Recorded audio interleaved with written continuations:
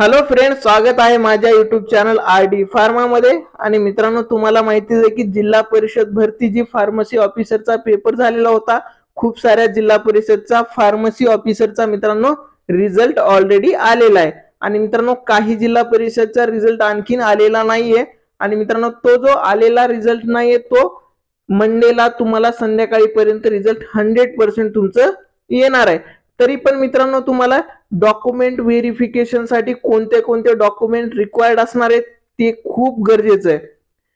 ह्याचं कारण एक असा पण आहे जी तुमची डॉक्युमेंट व्हेरिफिकेशनची प्रोसेस आहे मित्रांनो खूप फास्ट होणार आहे। एक्झाम्पल जर बघायचं म्हणलं तर जेपी धुळेचा काल रिझल्ट लागला आणि लगेच 1-2 तासाच्या नंतर डॉक्युमेंट व्हेरिफिकेशन ची डेट पण तिथे दिलेली आहे। आणि त्यामध्ये पण मित्रांनो जास्त टाइम दिलेला नाहीये। उद्या धुळेचे जे निवड यादीतील कॅन्डिडेट आहेत त्यांचं व्हेरिफिकेशन आहे।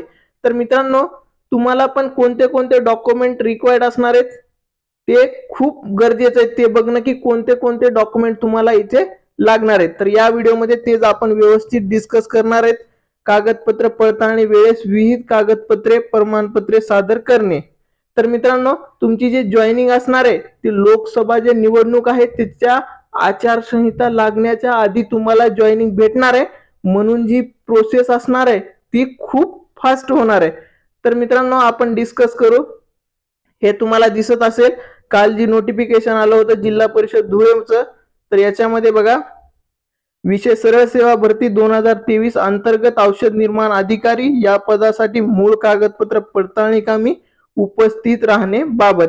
तर त्या निवड यादीत जी कॅन्डिडेट आहेत मित्रांनो धुळे मधले, तर त्यांना उपस्थित राहायचंय। आणि तिथे दिनांक बघू शकता तुम्ही, आपण दिनांक 11 मार्च 2024 ठीक 11 वाजता आरोग्य विभाग जिल्हा परिषद धुळे येथे आवश्यक कागदपत्रासह प्रमाणपत्रासह उपस्थित राहावे।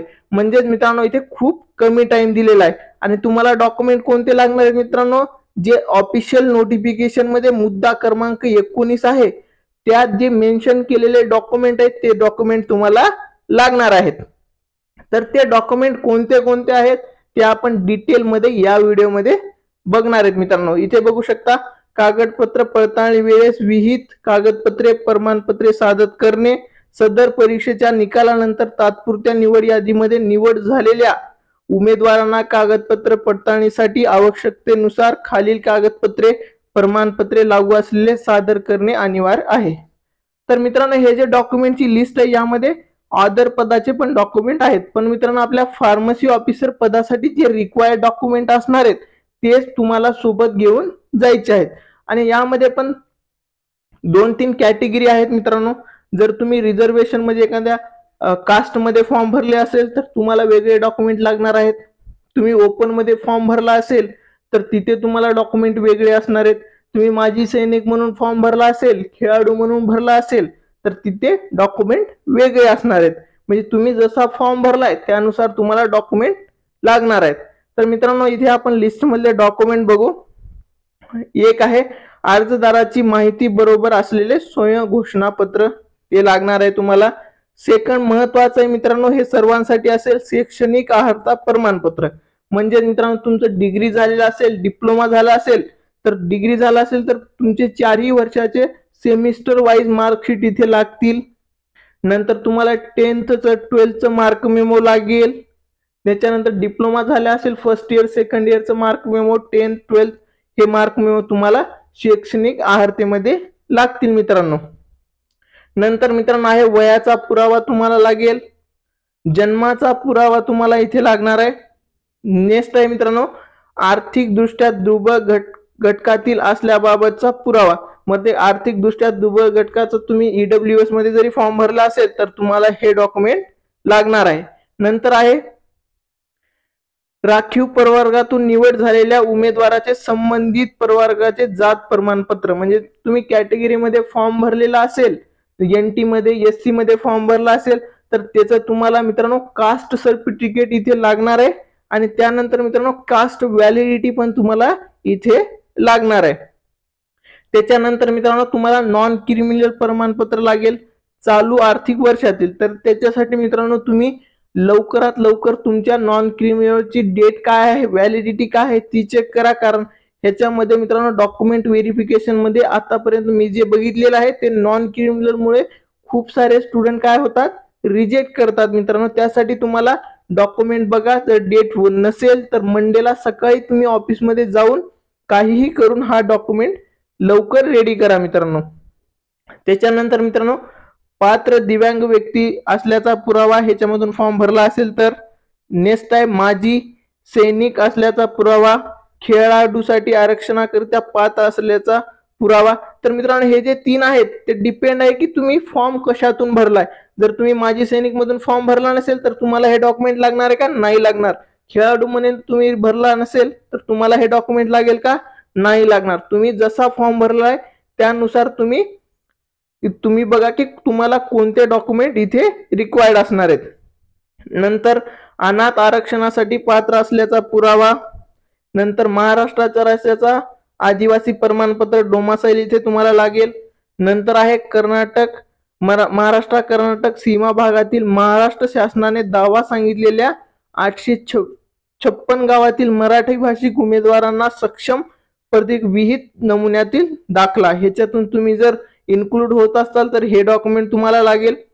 नंतर मित्रांनो विवाहित स्त्रियांच्या नावात बदल झाल्याचा पुरावा, म्हणजे मित्रांनो लग्न झाल्याच्या नंतर मुलींचं नाव चेंज होतो, तर ते नाव चेंज झालं असेल तर त्याचं तुम्हाला डॉक्युमेंट इथे रिक्वायर्ड असणार आहे. नंतर मराठी भाषेचे ज्ञान असलेला पुरावा, याच्यामध्ये तुम्ही 10चं मार्क मेमो तुम्ही देऊ शकता मित्रांनो. नंतर लहान कुटुंबाचे प्रतिज्ञापत्र ते ऍप्लिकेशन मध्ये दिलेले ते तुम्हाला प्रिंट करून इन्फॉर्मेशन कलेक्ट करून द्यावी लागेल. त्याच्यानंतर मित्रांनो पदवीधर पदवीधारक अंशकालीन असल्याबाबतचे प्रमाणपत्र, याच्यानंतर दिलेले आहे मित्रांनो MSCIT अथवा सक्षम प्रमाणपत्र. तर मित्रांनो आपल्या फार्मसी ऑफिसर मध्ये MSCIT जरी रिक्वायर्ड असेल तर या अशा डॉक्युमेंटसाठी 6 महिने तुम्हाला 6 मंथ वेळ देतात. या डॉक्युमेंटसाठी तुम्हाला रिजेक्ट करणार नाहीत. नंतर टकलेखन प्रमाणपत्र, लघुलेखन प्रमाणपत्र हे रिक्वायर्ड नसणार पण आहे मित्रांनो. असं नाही की कंपल्सरी हे डॉक्युमेंट तुम्हाला लागणार आहेत, कारण हे सर्व झेडपींचे आहेत. ह्याच्यामध्ये कोणत्या कोणत्या पोस्टच्या जागा होत्या ऑर्डर त्यांच्यासाठी हे डॉक्युमेंट लागू शकतात, आपल्या फार्मसीसाठी हे लागणार नाहीत. त्याच्यानंतर लास्टला दिलाय अनुभव प्रमाणपत्र, तर ते पण रिक्वायर्ड नसणार आहे. तर मित्रांनो आपल्या खूप साऱ्या विद्यार्थी मित्रांनी मला कमेंट करून सांगितलं होतं की सर डॉक्युमेंटवर कागदपत्रावर व्यवस्थित व्हिडिओ बनवा. तर मला अशी आशा आहे की तुम्हाला समजलं असेल की झेडपीचं जे फार्मसी ऑफिसरचं डॉक्युमेंट व्हेरिफिकेशन होणार आहे त्यात मी सर्व माहिती तुम्हाला व्यवस्थित दिलेली असेल. याच्यानंतरही तुम्हाला याच्यामध्ये काही डाऊट असतील मित्रांनो तर तुम्ही लगेच मला कमेंट करा, मी त्यावर रिप्लाय नक्की देईल. आणि मित्रांनो तुम्ही डॉक्युमेंट व्हेरिफिकेशनला सिरियसली घ्या, कारण आता तुम्ही लास्ट स्टेपला आहात तुमच्या जॉईनिंगच्या, कारण तुम्ही एक्झाम दिलेली आहे, एवढं कष्ट घेतलेले आहेत मित्रांनो, तुम्ही मेहनत केलेली आहे. मेहनत केल्यानंतर तुम्ही फार्मसी ऑफिसर या पदासाठी सिलेक्ट झालात. पण मित्रांनो डॉक्युमेंट व्हेरिफिकेशन मध्ये खूप सारे स्टुडंट रिजेक्ट होतात, हे पण विसरायचं नाहीये. त्यासाठी तुम्हाला सर्व डॉक्युमेंट व्यवस्थित आता चेक करा, व्यवस्थित बंच करा आणि डॉक्युमेंट व्हेरिफिकेशन साठी जा. आणि मित्रांनो तुम्ही सिलेक्ट झाला असाल त्याच्यामुळे तुमच्या शुभेच्छा. आणि जे स्टुडंट सिलेक्ट झाले नसतील त्यांनी पण नाराज व्हायचं नाही मित्रांनो. नवीन एक्झाम येत असतात, नवीन ऑपॉर्च्युनिटी येत असतात, त्यासाठी तुम्हाला प्रयत्न करायचे मित्रांनो. आणि तुम्हाला हा व्हिडिओ आवडला असेल तर व्हिडिओला लाईक करा, या व्हिडिओला नक्की शेअर करा मित्रांनो. थँक्यू.